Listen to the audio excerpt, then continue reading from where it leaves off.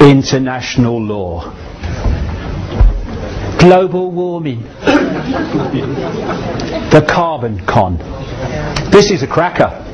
I talked earlier about this network, and one of that network is called the Club of Rome, set up in 1968. People like Henry Kissinger, by the way, Henry Kissinger, massively part of this over the decades, is involved in all of them, and he's involved in the Club of Rome, and he connects into the Rockefellers and all the people I've been talking about. And its job has been to manipulate the environmental movement.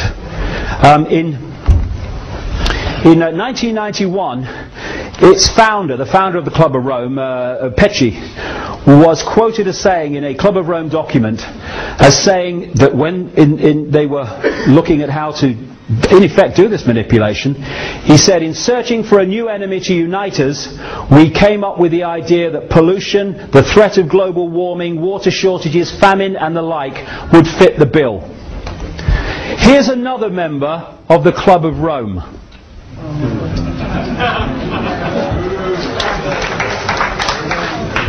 And that's why the official story of the reason for climate change, carbon emissions caused by humans, is as much a nonsense as the official story of 9/11.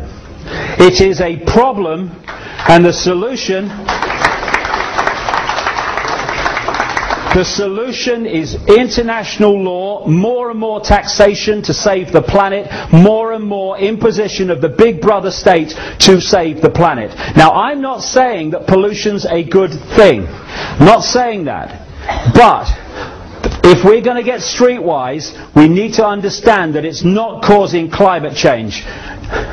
Well, I mean, having researched this for nearly 20 years, there's a little thing you start to learn about this guy, Al Gore. If he's involved, it's a scam. End of story, by the way. End of story, by the way. It's a scam. And of course, for his Inconvenient Truth documentary, let's just redesignate what documentary means on that criteria. He was given the Nobel Peace Prize and the Oscar. Why? Because this network controls that. They don't control every Oscar and all the rest of it, but if they need someone to get one, they can make sure they get one. Same with the Nobel Peace Prize. Kissinger won the Nobel Peace Prize. Bloody war criminal. They're giving it to Blair next. Yeah, Blair. So, what we've got as a result of all this manipulation, Al Gore, is, you know if it's a scam as well, because Madonna's on the stage singing about it, right? This is the Global Warming Survival Handbook, going with the Live Earth concerts, orchestrated by Al Gore. David de Rothschild wrote that. Very good. I'm sure they care about the planet, as they're lending us money that doesn't exist and trawling the wealth as a result of us not paying it. Now, there's a thing they say about computers. Crap in, crap out, right? If you put garbage into a computer, you get garbage out. That's how the computer models came up with global warming. International law is where it's leading, and this is the cause of global warming. Stands back in amazement. You mean the sun has an effect on Earth temperature? Are you kidding? What happens is the sun goes in cycles. It generates what are called sunspots, which are massive explosions of energy powered out into the solar system, which comes to the Earth eventually as solar radiation. Some of these explosions, called sunspots, are as big as the Earth and even as big as Jupiter. When it is exploding energy, the temperature goes up. This is what these sunspots are. You can see them here. I think they might have a bearing on temperature. I think so. This is the recent sunspot cycle coming round, all the rest of it. And of course there are cycles where you have a sunspot cycle going round at this level of temperature, and then you have a cycle going round at this level of temperature. So that as the cycles go round, it's hotter or cooler in the different cycles as we pass through what we call time. Now, other planets in the solar system have been warming up. I don't know whether you've seen them factories on Mars. Them bloody Martians and them 4x4s, it's bloody outrageous. Now, what is the common denominator of these other planets and the Earth? Can't work it out. Must be the sun. Now, this is the great one. The temperature's higher than it's ever been since records began. When did they begin? 1862?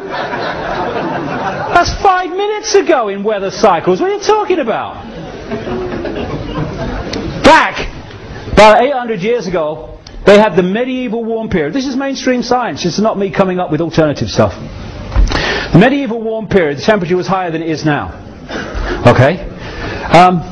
What caused the temperature to be higher in the medieval warm period than it is now?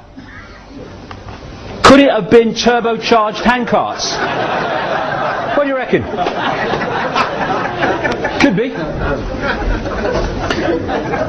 Flatulent horses, maybe. I can just see a medieval weather forecaster arriving in the village. Dobbin's got the wind, I think we're in for hot summer.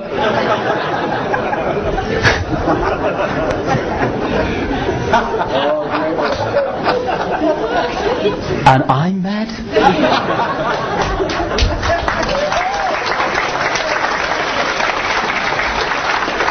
After the medieval warm period, and of course if they took back the temperatures to then global warming looks very different now.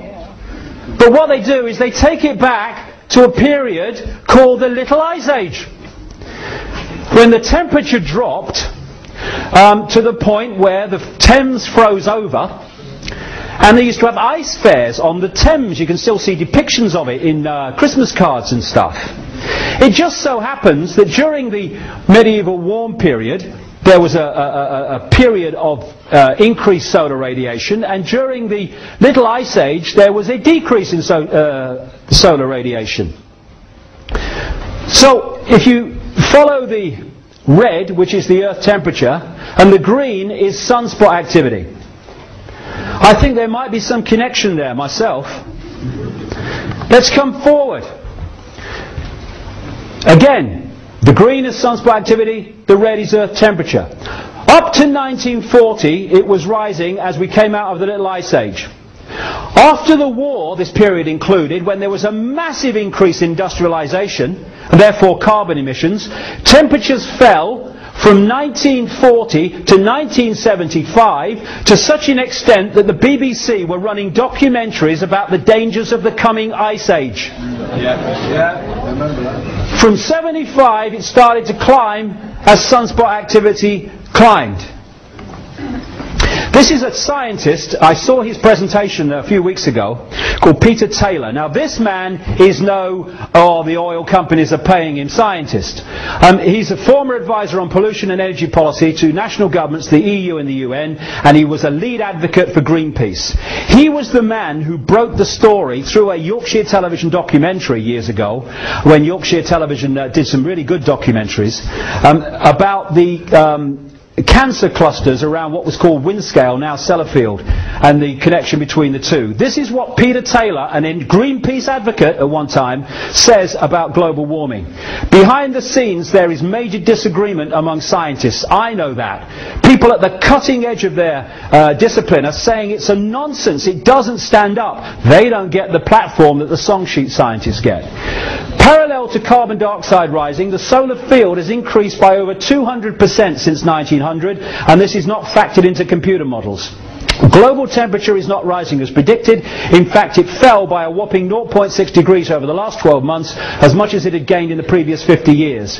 Many of the apparently random fluctuations of past temperature, like when Vikings grew crops in Greenland, correlate to variations of the solar electric field. Between 1983 and 2001, cloud cover, according to International Satellite Cloud Climatology Project, fell by 4% more than enough to heat oceans and account for global warming. A spate of recent science shows that temperature oscillations are timed by solar cycles, that the jet stream is affected by the solar wind, and that past high and low points in the solar cycle correlate with past temperature swings. Temperature's been falling recently. So much so that this was a headline in the Daily Mail. Recently, global warming could stop naturally for 10 years, say scientists. And you know what they said? Oh, we've still got to justify global warming. It said in the same piece, they said, oh, but imagine how hot it's going to be when it starts again. All right, okay. International law, that's what it's about. I'm coming to an end now, but let's look at why this is possible. Because we act like bloody sheep. We take in what people tell us and we believe it without question. And therefore, we are programmed to react as we choose to react, as they want us to react. A wonderful quote from Oscar Wilde. Most people are other people. Their thoughts are someone else's opinions, their lives are mimicry, their passions are quotation. In short, we are a world of repeaters, where people just repeat what someone else has said as if it's the truth without even checking it out. And no one should accept what I say here today without checking it out themselves.